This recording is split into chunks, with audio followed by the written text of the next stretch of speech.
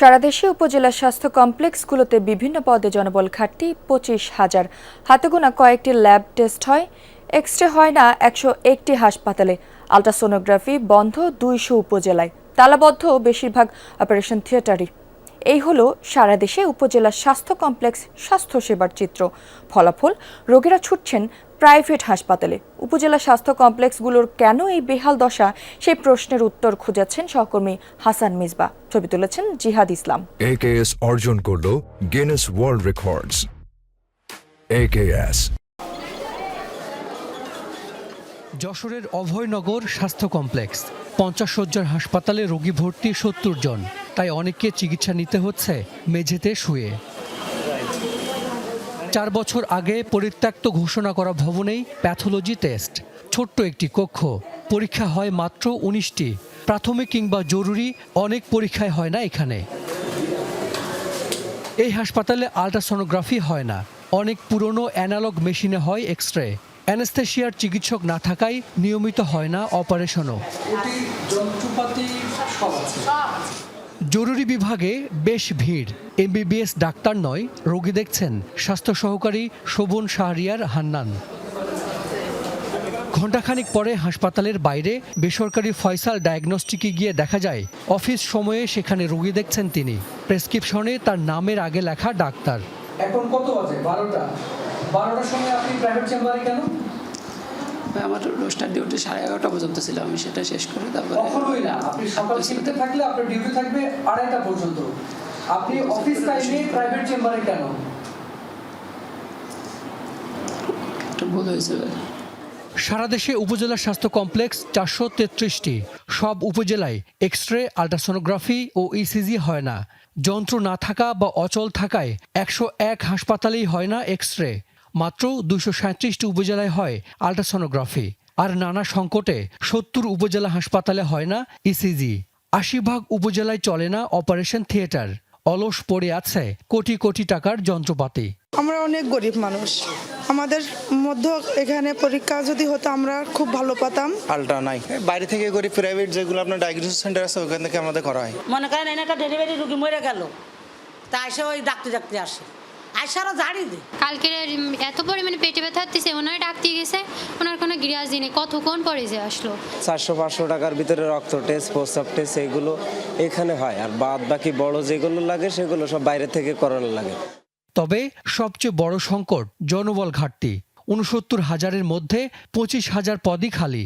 শুধু জুনিয়র কনসালটেন্টের 2,000 পদ শূন্য। শহর থেকে হাসপাতাল যত দূরে, সেখানে জনবল তত কম।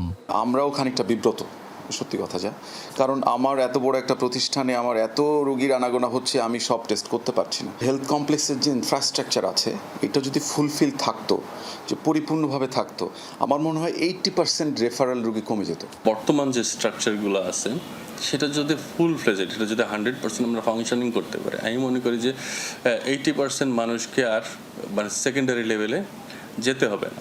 এখানেই শেষ নয়। উপজেলা স্বাস্থ্য কমপ্লেক্স পিছিয়ে থাকার আরেকটি বড় কারণ হাসপাতালের নাকের ডগায় গড়ে ওঠা অসংখ্য ক্লিনিক, ডায়াগনস্টিক। বেশিরভাগই শেয়ার বা মালিকানা আছে স্বাস্থ্যকর্মীদের। রোগী পাঠালেই পকেটে ঢোকে কমিশন। ফলে স্বাস্থ্য কমপ্লেক্সের সংকট যত বেশি, ক্লিনিক ডায়াগনস্টিকের ব্যবসা তত জমজমাট। এই প্রতিষ্ঠানের নাম এবি ডায়াগনস্টিক। অভয়নগর স্বাস্থ্য কমপ্লেক্স থেকে এর দূরত্ব 10 হাতের বেশি নয়। এখন দুপুর 1টা এখনও বাজে নাই। এই ডায়াগনস্টিকের রিসেপশনে এসে আমরা দেখতে পেয়েছি 20 জনেরও বেশি রোগী এখানে অপেক্ষা করছেন নানা ধরনের পরীক্ষা নিরীক্ষার জন্য। যে পরীক্ষাগুলো সরকারি হাসপাতালেই হয়, এমন অনেক ধরনের পরীক্ষার জন্য এই সব রোগীদের পাঠানো হয়েছে এই বেসরকারি ডায়াগনস্টিক সেন্টারে। এখানে চেক ভালো হবে এর জন্যতেই আইসি, ওখানে জিনিসপাতি নষ্ট এর জন্য ওখানে করতে চায় না ওরা। এখানে ওই ডায়াবেটিস পরীক্ষা করতে এসে। পরীক্ষা সরকারিতে হয় না? ওখানে দেয় নাই তো। কোথায় দিছে? এখানে দিছে। এটা তো সরকারিতেই হয়। হ্যাঁ, এখানে আসছেন কেন? এইখানে পাঠাই দিল। ডাক্তার দেখাইছি, ডাক্তার আসতে বলেছে তাই। প্রতি উপজেলায় কয়েক লাখ মানুষের স্বাস্থ্যসেবার দায়িত্ব স্বাস্থ্য কমপ্লেক্সের। স্বাধীনতার 54 বছরেও কাঙ্ক্ষিত সেবা দিতে পারছে না এই প্রতিষ্ঠান। ফলে মফস্বলের মানুষ সেবা পায় আংশিক। এটা কারণ কি? অব্যবস্থাপনা, অপরিকল্পিত ব্যবস্থাপনা। এবং এটার মূলে আমি বলবো যে আমাদের যারা পরিকল্পনার দায়িত্বে এবং প্রশাসনের যারা দায়িত্বে আছেন তারা বেশিরভাগ চিকিৎসকরা। এই অবস্থায় 1 লাখ স্বাস্থ্যকর্মী নিয়োগের পাশাপাশি সেবার পরিধি বাড়ানোর কথা জানাচ্ছেন স্বাস্থ্যমন্ত্রী। উপজেলা স্বাস্থ্য কমপ্লেক্সগুলিকে আমরা নতুনভাবে 50 শয্যা থেকে 101 শয্যায় উন্নীত করতেছি। সেখানে প্যাথোলজি ডিপার্টমেন্ট হবে এবং সেই প্যাথোলজি করার জন্য অলরেডি আমরা কার্যক্রম গ্রহণ করেছি। সেখানে অনেকগুলি টেস্ট করার মতন মেশিনারি যেটা দেওয়ার কথা ইকুইপমেন্টস আমরা সেই ব্যবস্থা করতেছি অর্থবর্ষ থেকে। সারা দেশের উপজেলা স্বাস্থ্য কমপ্লেক্সগুলোতে প্রতিদিন 1.5 লাখের বেশি মানুষ আউটডোরে সেবা নেয়।